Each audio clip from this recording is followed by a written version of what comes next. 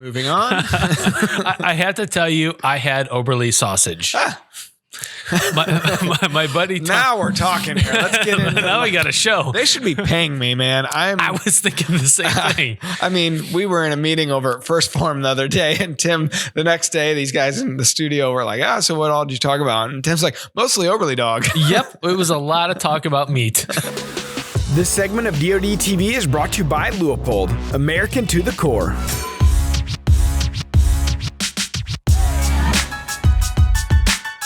What's up, everybody? Welcome back to the Drury Outdoors 100% Wild Podcast, episode number 191. This is where the cowboy rides away. You keep giving me applause. I'm going to keep singing. Usually when I hit it again, it stops it. It doesn't. I'm sorry. It's does. Not the way the board. Try it. The bull. That top. I've run the board since.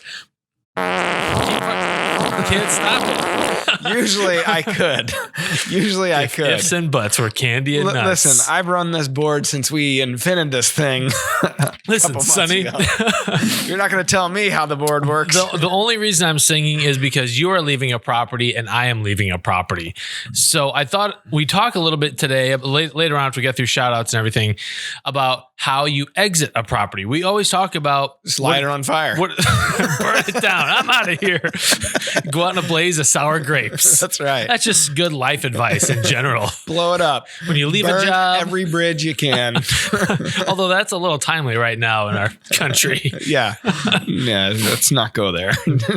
So happy middle of January. Yeah. So we're excited. We teased we deep teased last time a DT. Winchester podcast that we got in the hopper. We filmed it before Christmas break. Mm-hmm. We got word that will be the next podcast that we launch. So it'll be next week's podcast. They got some big news coming out, I believe this Thursday or Friday.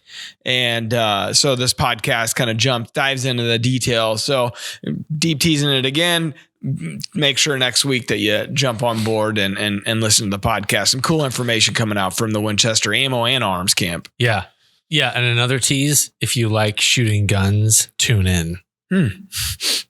Wink, wink. Okay. I'm not sure I want to now. Moving on. I have to tell you, I had Oberle sausage. My buddy. Now we're talking here. Let's get into Now we got a show. They should be paying me, man. I was thinking the same thing. I mean, we were in a meeting over at First Form the other day, and Tim, the next day, these guys in the studio were like, so what all did you talk about? And Tim's like, mostly Oberle dog. Yep. It was a lot of talk about meat. Well, deer sausage. Let's clarify, shall we? You sicko. No, it was awesome. My buddy Tony Cantrell had a couple deer processed down there. Yeah. And it wasn't Oberle dog. It was like summer sausage or something. Well, was it done at Oberle's market? Mm-hmm. Yeah, it was Oberle dog. Yeah. So pretty much like anything, because I was thinking Oberle dog was like a hot dog kind of. No. Okay. It's all called, you go to Oberle's and that's the last name, all right, of this family. Got that. And they have a big market there in St. John off Highway 32, just right outside the town of St. John, right at the outskirts. And I mean, it's been around for generations and generations through that family. And you can buy it locally here in like Deerberg's and Schnucks markets. And these are local grocery stores. And anyways, I'm sure you can buy it online too. This stuff, it's like a German sausage, that St. Genevieve is a very German town, well, French and German. And that's a very German sausage. And it's kind of famous locally for us. And obviously I've talked a lot about it on here, but it was legit. I didn't realize, a couple of years ago, Dad started getting some of his deer processed there and having Oberle dog made out of, our sticks or whatever made out of the deer meat. And I didn't know you could do that until just a couple of years ago. I've always had just the, I don't know what they put in it, what products. Possum. Yeah. So I've just had it normally, but the the venison version is just as good. I mean, it's really, really good, man. I don't know how I could get any better than what I had. Yeah. So it was legit. I hope you regret all the things you've said about Oberle sausage up till now. All 0 of them. That's baloney. Hey, that's a great joke. Yeah. Let's hop into our shout outs. So Joey Mitch sent us an email. Oh, Joey. Joey has... He's got 2 names, 2 first names. My dad always said never trust a guy with 2 first names. Joey, we're not making fun of you. We're making fun with you. Yeah. Okay. Yeah. Although you can't help yourself here. Joey has answered a 31-year question of mine. Oh. So Joey said, this is what the guy yells out in Friends in Low Places by Garth Brooks. Since Tim has referenced that a few times on the podcast, keep up the great work. So he included a link. I read that. I actually went to this. Did you? Yeah. I had no idea. This is so neither. Cool. So the website says the cry of push Marie. So the guy is screaming, push Marie, not loose spring like I thought. He says the cry of push Marie can be heard if you listen extra close to Friends in Low Places. Marie is the wife of Brooks's touring guitarist, James Garver, who was delivering a baby when the song was being recorded. And Garth said that we figured all of it was good luck and it should be left in the studio cut. The other part of that, they at the final verse, they let their friends kind of come in and you can hear, cans popping open and they were having a party there. So it's pretty cool to kind of hear a little bit about the background there. Yeah. I never would have guessed it was Push Marie. I never knew this even existed until you brought it up. Have you gone back? Oberle dog you need to go back and listen. Go back and listen. Okay. All right. Next one. Brad Odom, who is like maybe the king of DeerCast. He's in DeerCast more than I'm in DeerCast. Yeah. And that's saying something. Yes. So Brad is a super fan. He says, great podcast, guys. Awesome job, Matt, taking Nolan hunting. That was a very special memory made. You guys will never forget. Keep the podcast coming and God bless. So that was in reference to our last podcast where we were talking about me taking my nephew Nolan out, who was home from the Air Force for Christmas break, his first time being home. And we got it done on the river farm. And that's kind of going like full circle back to your original point here. We both are leaving farms. What's the plan here? And we both had pretty good seasons on those properties. Yep. So to me, it's always a little sad. Like when you become so familiar with a piece of land, it almost becomes like a friend. Like where everything is, how everything behaves out there. And yeah, on that river farm, I feel like I just started getting to know it. I mean, it was finally dry. I had it 3 years. The first 2, it was flooded basically during the fall and I had no food on it. And this year was a dry year and it was fantastic. I mean, I hated to see it go. And it was a property that we had listed. We bought it, Dad and I, and then we listed it in the spring maybe or summer, somewhere in there this year. Because Dad was like, all right, it's dry. Let's get rid of it. We can show it. Go. Yeah. So, I hated to see it go, honestly, because this thing, I mean, it was my best spot this year. And it was pretty convenient for me as far as, it was an hour and a half from my house. It was 45, 50 minutes from the studio, get there, get home pretty easily. And so I hate to see it go. And it really produced for us. We had 2 great kills on it and I passed a ton of great bucks and neighbor killed a 185, a couple hundred yards away from me. It was just a good, it turned out to be a great farm, but it's, who knows? I have a feeling we're going to have maybe another dry year, and who knows, you never know, but I just kind of felt like we went through a real wet period and I just was unlucky and couldn't hunt it. And that's kind of part of, we're on the wrong side of the levee there. And so that's just part of the gamble you take when you have a piece of property like that. And that's why it was pretty affordable to purchase in the first place. I mean, that's part of it. But, it was haunted. Yeah. But I mean, I really did fall in love with it. And we hunted there more than anywhere this year. And I hate to see it go. But looking back, it was, I think about Mark and Terry and kind of their evolution of hunters and taking a new spot and making it better or moving on. Like when they first started, it was all,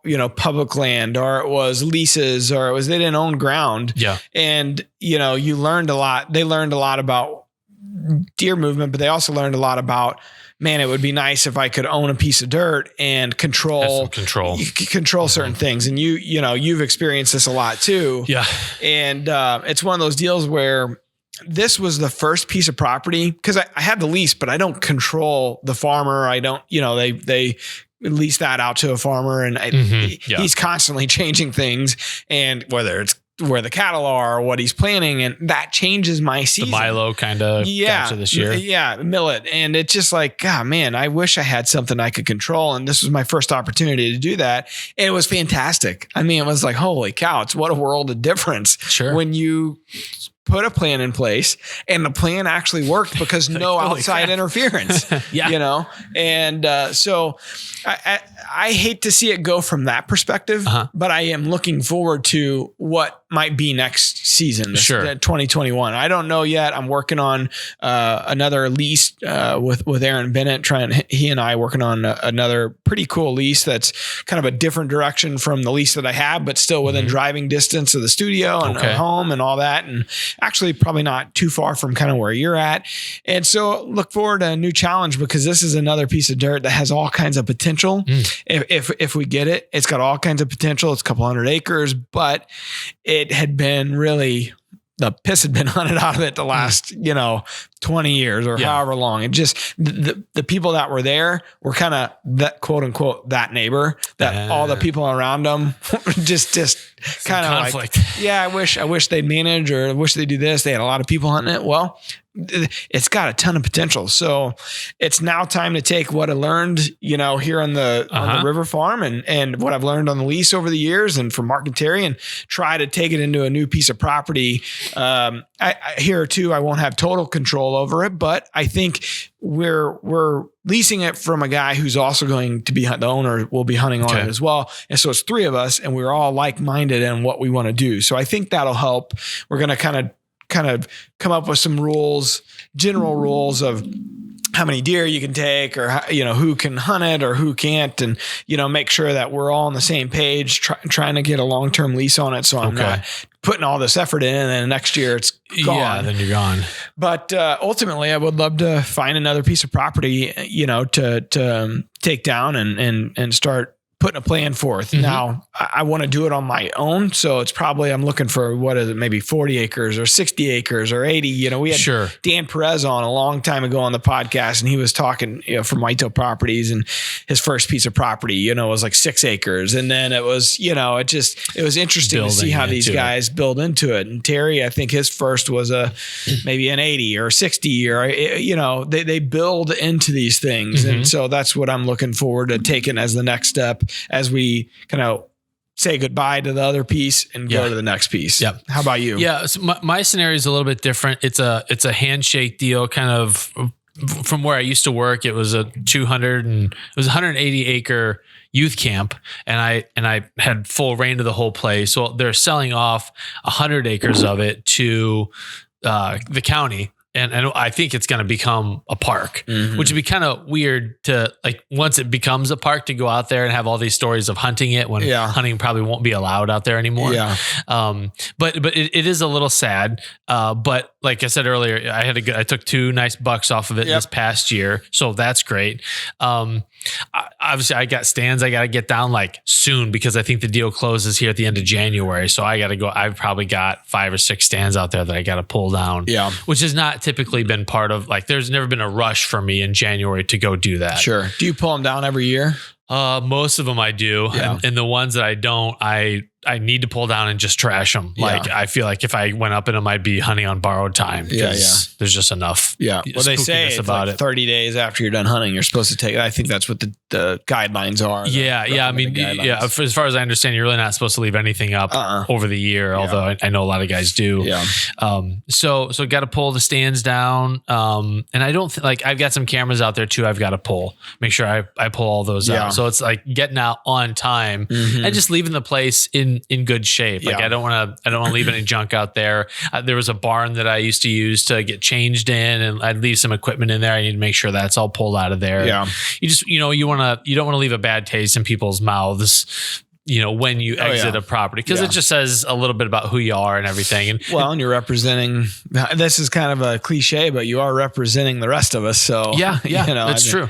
Especially if it's a group that's not hunters, it's all right. And they are not. So Tim was a good guy. Hunters might be okay guys. That's the way it goes. Big time. And I know So you and I are in similar boats in that we're leaving our properties on good terms, but sometimes you get asked to leave. Yeah, I've not been asked to leave anywhere. And it may not even be because of something you've done, but it could be because just the simple fact that they've got someone else that's coming in to hunt, or maybe it's been a handshake deal and someone approached the landowner about paying, like actually leasing the ground, and they went with that deal. And, and I know a lot of guys get really hurt about that. And I've seen some people do some really sketchy things. I've heard of some things too, where because of like that hurt. They come in and they kind of torpedo the next guy, and they trespass, or they keep hunting it, or they, all kinds of crazy stuff, which is unfortunate. Which to me, if I were a landowner, I would understand the hesitancy to let anyone come onto your property, because it's almost like having a renter. Like once you allow someone into a home that you own or property that you own, getting them out of there is really difficult. Well, I think that's where, handshake deals are great and all, and were a way to do business, back in the day, but anymore, you need to cover your assets, and you need a contractual agreement between both parties, and there needs to be language in there. I mean, and there are leasing companies that specialize in this type of thing. They're blank, contracts that are out there that you can copy and paste on the internet and utilize as a basis. Or if you have a family attorney or something, you really need to, if you are a landowner and thinking about, leasing your ground, you really need to cover yourself, because you just don't know. I mean, you don't know what people are like.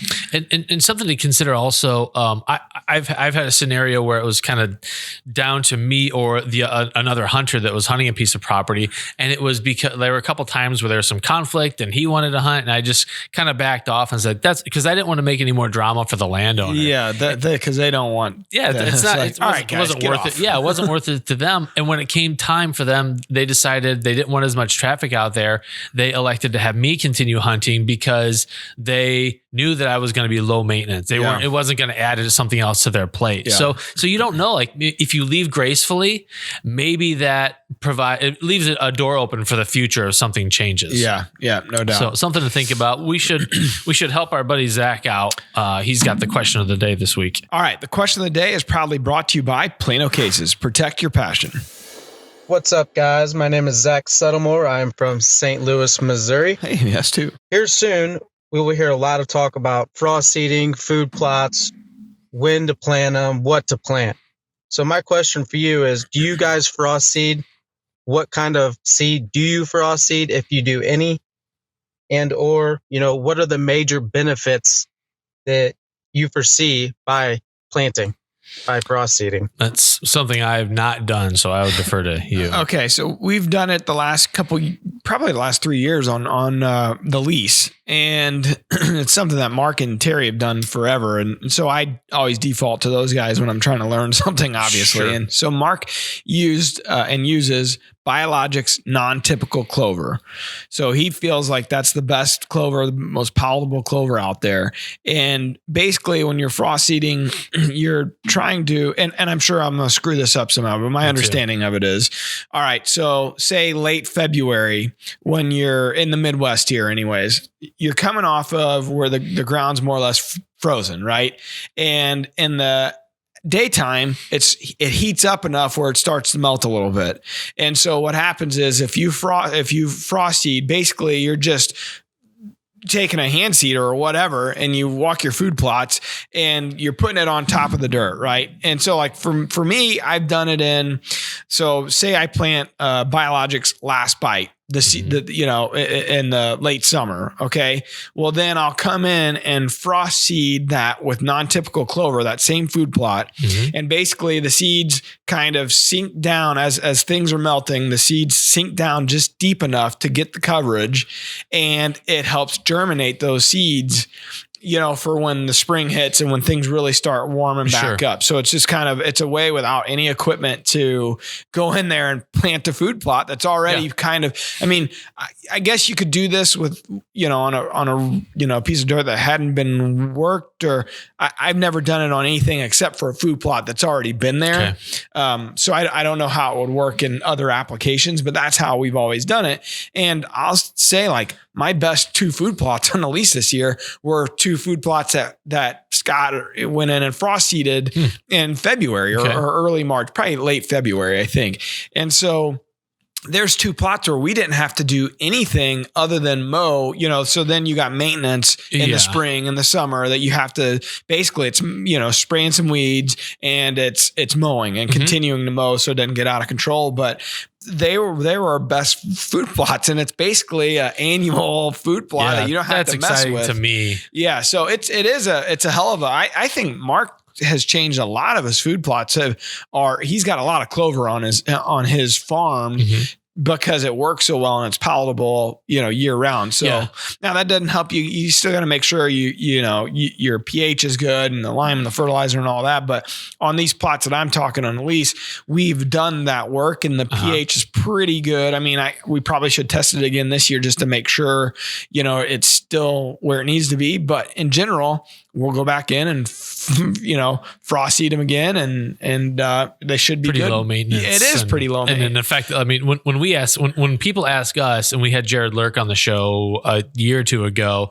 so I think someone asked, what is the one food plot you would plant if you had to? And I think he said clover. And that's something Mark talks about a lot too. And I think part of it is because of that maintenance. So guys like you and I, we don't have any equipment. We have no equipment. So when it comes time for planting, I'm usually renting something from, a friend of mine, Randy, that has it. And so I pay him to come in and he'll work the dirt, and he's got the equipment, an old tractor and implements. And then, so for me, to be able to frost seed it, and you don't need any equipment except a spreader and, the seed. Yeah. That's pretty convenient and cost effective, frankly, to be able to continue to have a food plot that's, like I said, it's really year round. The deer hammering my clover right now.